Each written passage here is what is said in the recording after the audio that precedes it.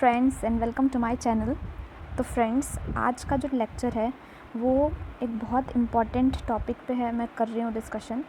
ये सारे banking students के लिए बहुत इम्पॉर्टेंट होने वाला है, जो भी बैंक प्रिपरेशन स्टार्ट किए हैं या स्टार्ट करना चाहते हैं और उन्हें अभी कुछ समझ नहीं आ रहा है कि एग्जैक्टली कहाँ से स्टार्ट करें, क्या करें, कहाँ कौन से सोर्सेज से पढ़ा जाए, क्या कैसे प्रिपरेशन करते हैं, या फिर हम सोच रहे हैं बस कि करें या ना करें। तो इस वीडियो के थ्रू आप समझ सकें कि हमें लेना है करियर, इसको प्रोसीड करना है कि नहीं, वो सब मैं इस वीडियो में बताऊंगी।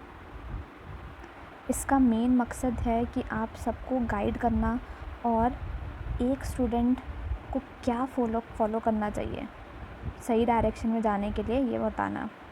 अब सारी चीज़ें, अब हमारी जो भी स्टडी सब चीज़ें ऑनलाइन हो गई है, क्योंकि अभी ये कोविड की वजह से भी सारी चीज़ें ऑनलाइन हो गई है। सब चीज़ें, अब पहले कोचिंग में जाते थे लेकिन अब सारी चीज़ें हमें ऑनलाइन सर्च करनी पड़ती है। मटेरियल भी सब ऑनलाइन, बुक्स से भी पढ़ सकते हैं, लेकिन अभी मैं बोलती हूँ कि आप अगर बुक से पढ़ेंगे तो अगर आप फर्स्ट टाइम लर्नर है, बिगनर हैं, तो आपके लिए बहुत मुश्किल होने वाला है।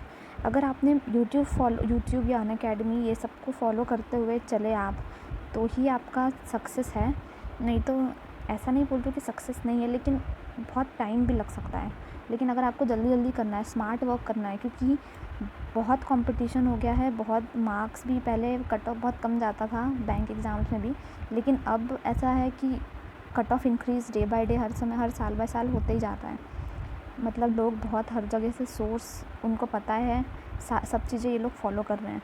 तो अगर आपको नहीं पता तो कोई डर की बात नहीं है, आप ऑनलाइन सब चीज़ें सर्च कर सकते हैं। मैं भी आपको सब बताने वाली हूँ। तो जिन्होंने भी सोच रखा है कि बैंकिंग करना है, तो आप ये सब ज़रूरी है, ये सब पता करना, क्योंकि अभी सोर्सेस हैं हमारे पास अवेलेबल, बहुत सारी चीज़ों का सोर्सेस हैं, तो आप उससे देखें।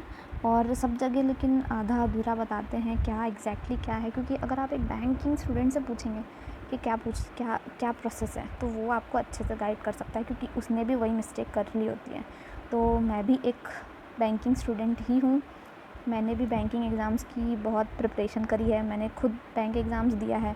मैं पहले देती थी, मैंने 2017 से स्टार्ट किया, लेकिन मेरे क्लियर नहीं होते थे एग्ज़ाम्स, और अब मेरे एग्ज़ाम्स क्लियर होने लग गए हैं। प्री लेवल तो मेरा क्लियर होता है, मेंस लेवल मेरा अभी मैं उस पर वर्क कर रही हूँ। मतलब मैं भी एक स्टूडेंट ही हूँ। मैं, ऐसा नहीं है कि मैंने क्लियर कर लिया एग्ज़ाम या फिर ऐसा कुछ, लेकिन मेरे प्री एग्ज़ाम सब क्लियर होते हैं। और मैं पहले बहुत मिस्टेक करती थी कि कैसे पढ़ना है, क्या करना है, मुझे नहीं पता होता था। इसलिए अब मैं मैं सोच रही हूँ कि अब जिनको बहुत प्रॉब्लम होती है उनके लिए मैं कुछ हेल्प कर सकूँ। तो इसलिए मैंने सोचा कि मैं कुछ एक यूट्यूब के थ्रू सबको बताती हूँ। ओके, तो सबसे पहले मैं ये बताना चाहती हूँ कि आप अपना एग्ज़ाम सिलेक्ट करो। सबसे पहला काम ये है कि सिलेक्ट एग्ज़ाम।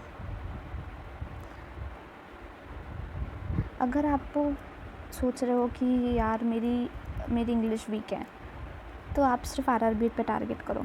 अगर आप हिंदी मीडियम से, अगर आप सोच रहे हो कि यार नहीं हो पाएगा, या फिर अगर आप बहुत समय से ट्राई कर रहे हो, तो आप आरआरबी के लिए ट्राई करो। मतलब आप एक फ़ोकस लेके चलो। अगर एसबीआई क्लियर करना है तो वो टारगेट लो कि हमको एसबीआई करना है। पूरा ऐसा लक्ष्य बना लो कि एसबीआई करना है, मतलब करना है।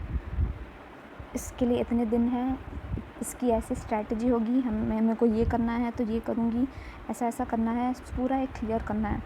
और अगर जैसे कुछ लोगों के लिए, जैसे पीओ के लिए बहुत टफ़ होता है, जैसे इंग्लिश में भी, पीओ में भी बहुत थोड़ा टफ़ पड़ जाता है इंग्लिश में, लेकिन प्रैक्टिस हो जाता है सब चीज़। और एक क्लर्क होता है, तो क्लर्क में क्या होता है, सिर्फ प्री देना होता है और मेंस देना होता है। इसमें इंटरव्यू नहीं होता। और पीओ में प्री होता है, मेंस होता है और इंटरव्यू भी होता है। तीनों चीज़ें होती हैं। ओके, तो आप पहले सिलेक्ट कर ले कि आपको किसके लिए प्रिपेयर करना है, क्लर्क या पीओ। वैसे आप दोनों का ही पेपर दे सकते हो, दे देना, लेकिन फिर उसके बाद आप एक क्लियर कट कर लेना कि आपको क्या देना है। ओके, और आपको बैंक एग्ज़ाम देना भी है कि नहीं, ये भी आप क्लियर कर लो, क्योंकि कॉम्पिटिटिव एग्ज़ाम्स बहुत सारे होते हैं। उसमें अगर आप ले लो, एनपीपीएससी भी होता है, यूपीएससी भी होता है, एसएससी होता है, रेलवेज, बहुत व्यापम, बहुत सारी चीज़ें। तो अगर आप हर चीज़ में हाथ डालना चाहते हैं तो ऐसा मत करना। अगर बैंक सोचा है तो सिर्फ बैंक में भी अभी मैं ये नहीं बोल सकती कि हाँ, मतलब ये भी नहीं कि क्लर्क या पीओ, लेकिन बैंक एग्ज़ाम मतलब बैंक एग्ज़ाम, ठीक है, आप दोनों को भी लेके चल सकते हो, ऐसा कुछ वो नहीं है। लेकिन ये है कि सिलेक्ट कर लो कि बैंक मतलब बैंक। ओके, ठीक है। देन उसके बाद सेकंड स्टेप ये है कि आप अपने आप को मेंटली प्रिपेयर कर लो। मेंटली, क्योंकि मेंटल प्रिपरेशन सबसे ज़्यादा इम्पॉर्टेंट है। आप पहले कुछ भी एग्ज़ाम स्टार्ट करना चाहते हैं, आप कुछ भी करना चाहते हैं, तो पहले एक मेंटल प्रिपरेशन ज़रूरी है कि मुझे ये क्लियर करना है, मुझे ये लेके चलना है, मुझे ऐसा, ये मेरा प्लान है। क्योंकि अगर आप अंदर से नहीं लाते हो किसी भी एग्ज़ाम को क्लियर करने के लिए, तो आप कुछ नहीं कर सकते, आपका नहीं निकलेगा, आप कितना भी कर लो। क्योंकि ऐसे आप ना हमेशा डिस्ट्रैक्ट होते जाओगे कि मैं ये कर लूँ, वो कर लूँ। अगर आप एक चीज़ करते हो और आपको वही चीज़ करनी है तो आप कुछ भी कर सकते हो। तो एक मेंटली प्रिपरेशन बहुत ज़रूरी है, वो चीज़ मैं बोलूँगी, ठीक है। देन उसके बाद आपने मेंटली प्रिपेयर भी कर लिया, फिर आता है कि आपने प्रिपरेशन स्टार्ट कर दिया, ओके। उसके बाद आपको पता है कि आप पहले ये पता करो कि आपकी स्ट्रेंथ एरिया क्या है, और वीक एरिया क्या है। ये दोनों को कैटेगराइज़ कर लो कि मेरा ये है स्ट्रॉन्ग पॉइंट्स है, ये मेरे वीक पॉइंट्स है, ये। तो अगर आप स्ट्रेंथ को, आपको ऐसा नहीं सोचना है कि यार ये तो मेरे को आता है, चलो बाद में करते हैं, ऐसा नहीं है। इसको भी अगर आप स्ट्रेंथ वाले पोर्शन को अगर आप सोचोगे ना मुझे आता है, तो वो आपको इतना धोखा देगा बाद में एग्ज़ाम के टाइम में।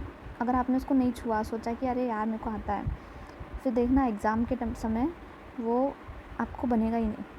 आपको ऐसा लगेगा कि यार कि क्या पूछ रहे हैं, मतलब आप फिर ना प्रैक्टिस छोड़ देते हो। अगर आपको ये चीज़ आता है ना तो आप छोड़ देते हो प्रैक्टिस करना उसको, और प्रैक्टिस छोड़ देते हो तो आपको तुरंत क्लिक नहीं होता है। तो आप इसको, भले से आपको बन जाएगा लेकिन आपको बहुत टाइम लगेगा, और टाइम बहुत इम्पॉर्टेंट है एग्ज़ाम में, इसको नहीं खोना है। तो स्ट्रेंथ को अगर आप प्रैक्टिस करोगे ना, तो पहले अगर 20 सेकेंड्स में करते थे, तो प्रैक्टिस से तो आप 10 सेकेंड्स या 5 सेकेंड्स में कर लोगे उस क्वेश्चन को।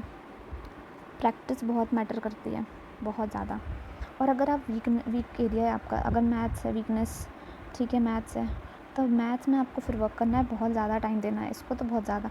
स्ट्रेंथ एरिया को तो टाइम देना है, लेकिन वीक एरिया को और ज़्यादा टाइम देना है। तो इससे आप क्लासीफाई कर पाओगे कि आपको स्ट्रेंथ क्या है, आपकी वीकनेस क्या है।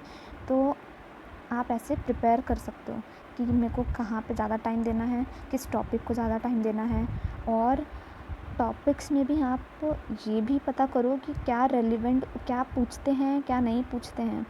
प्रीवियस ईयर के क्वेश्चंस ज़रूर लगाओ, उसको एनालाइज़ करो, उसका ट्रेंड देखो कि कौन से क्वेश्चंस पूछता है हमेशा, तो आप उस पर ज़रूर फोकस करो। और जो नहीं पूछता है या फिर कभी कभी पूछता है या फिर बहुत रेयर, तो उस पर ज़्यादा मत करो समय वेस्ट। क्योंकि अभी अगर आपका सिलेक्शन अभी नहीं हो पा रहा है और अगर आप हर टॉपिक को कवर करने में लगे हो तो आपका नहीं निकलेगा एग्ज़ाम, लिख लो, नहीं निकलेगा। क्योंकि मैंने भी ऐसी गलती करी है बहुत, मैथ्स के मैंने अर्थमेटिक पे लगी रही थी, लेकिन कोई मतलब नहीं था उसका, बाकी चीज़ों पे फिर मैं फोकस ही नहीं करती थी। तो ऐसा है कि जो वीक है उस पर आप फोकस करो, लेकिन वो भी एक स्मार्ट तरीके से, कि अब वो वीक है लेकिन पूछ ही नहीं रहे हैं तो फिर मत ही करो उसको। लेकिन अगर वो पूछ रहे हैं और वो हमेशा ऐसा है कि जैसे अगर पज़ल में आप वीक हो तो आप ऐसे छोड़ तो नहीं सकते उसको, पज़ल ज़रूरी है करना, ठीक है। और ऐसा करते हैं लोग कि प्री है तो सिर्फ प्री करेंगे, फिर क्या होता है, आपने जीएस पढ़ा ही नहीं, मतलब जीए पढ़ा ही नहीं आपने, कोई करंट अफेयर्स नहीं पढ़ा, फिर लास्ट में वो लोग देते हैं 25 डेज़ देते हैं, और उसमें तुमको सारे 6 मंथ्स का जीए करना होता है। तो वो होता है सबसे बड़ी प्रॉब्लम, ये है जो बहुत स्टूडेंट्स लोग करते हैं, मैं भी करती थी, अब सुधार रही हूँ। तो ये होता है ये प्रॉब्लम। तो ये है कि आपको लेके चलना है कि अपने को प्री देना है, मेंस देना है, तो आपको अपने को जीए भी करना है। तो ये भी होता है, इसको भी अब आप रोज़ करते रहोगे ना तो आपको फिर इंटरेस्ट आएगा, खुद रोज़ इंटरेस्ट आएगा कि हाँ यार मैं पढ़ती हूँ। तो इससे आपका स्ट्रॉन्ग होगा ये एरिया। तो ये भी इम्पॉर्टेंट है। तो आप अपना स्ट्रेंथ और वीकनेस एरिया दोनों निकालें कि क्या है। अपनी स्ट्रेंथ एरिया को और पॉलिश करो और जो वीक एरिया है उस पर ज़्यादा फोकस करो और सेल्फ इवैल्यूएट करो। अपनी सब पूरी वीकनेस एरिया पूरा लिख लो कि क्या है वीक एरिया, स्ट्रेंथ एरिया क्या है। इससे बहुत हेल्प होगी। और अपनी स्ट्रैटेजी खुद प्रिपेयर करो। किसी पे ऐसे रिलाई मत करो कि ऐसा ऐसा। अगर आपको बहुत नीडेड है तो आप देखो कि बाकी सब लोगों ने क्या मिस्टेक की है, मैं क्या मिस्टेक कर रहा हूँ, या फिर मेरे को क्या करना चाहिए था, क्या मैं कर रहा हूँ, क्या करना चाहिए। ये सब चीज़ें हमेशा चेक करना चाहिए। ठीक है, अब ये हो गया। देन नेक्स्ट है कि तैयारी शुरू कर दो।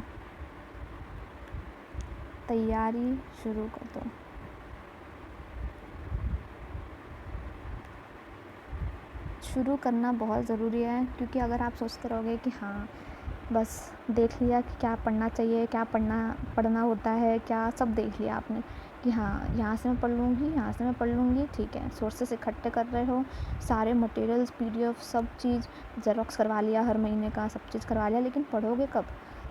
पढ़ाई शुरू कर दो, क्योंकि वही आपको सिलेक्शन देगा। इससे आप जितना प्रैक्टिस करोगे आप उतना ही आप सिलेक्शन के पास पहुंचते जाओगे। और आपका मोटिव हमेशा क्लियर रखो कि आपको चाहिए सिलेक्शन। थोड़ा स्मार्ट होना पड़ेगा, बहुत ज़रूरी है, क्योंकि बिना स्मार्ट हुए नहीं काम चलेगा। क्योंकि अभी बहुत ज़्यादा कंपटीशन हो गया है, बहुत कट ऑफ जाने लग गया है, हर लोग का सिलेक्शन ऐसे ही नहीं हो रहा है।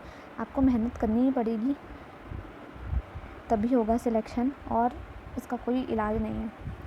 ओके, तो ये तो हो गए कि क्या क्या रिक्वायरमेंट्स हैं, क्या करना चाहिए, क्या नहीं होगा, ये सारी चीज़ें।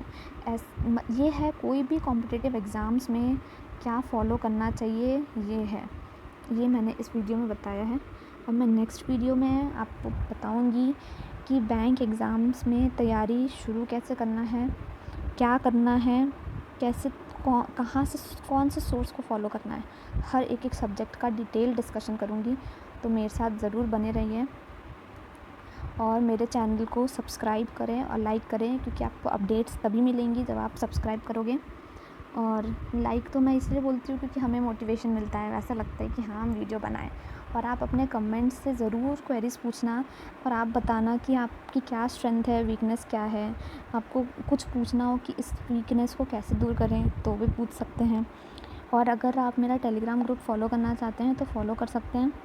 हेल्पिंग हैंड का टेलीग्राम चैनल है, उसको फॉलो कर लें, उस पर सब डाउट्स क्लियर कर सकते हो। एक साथ प्रिपरेशन करने में बहुत अच्छा लगता है। अभी डिजिटल के दुनिया में अभी हमको ऐसा लगता है कि हम बस प्रिपरेशन हम खुद ही अकेले कर रहे हैं। ऐसा लगता है कि कोई साथ में होता तो हमें अच्छा लगता। मुझे खुद मैं अंदर से ऐसा लग रहा था जब मैं प्रिपरेशन कर रही थी कि बस मैं अकेले कर रही हूँ, मेरे को कोई दिख नहीं रहे हैं कि क्या, मुझे सोर्सेस नहीं पता थे क्या करना है। तो मुझे बहुत ऐसा लगता था, मुझे एक बंदा भी दिख जाता था ना ये बैंक वाला है, तो मैं बहुत खुश हो जाती थी। तो ऐसे ही होता है कि अगर आप साथ में करते हो तो आप में कंपटीशन की भावना भी आती है कि मुझे इसने कर लिया, मुझे भी करना है।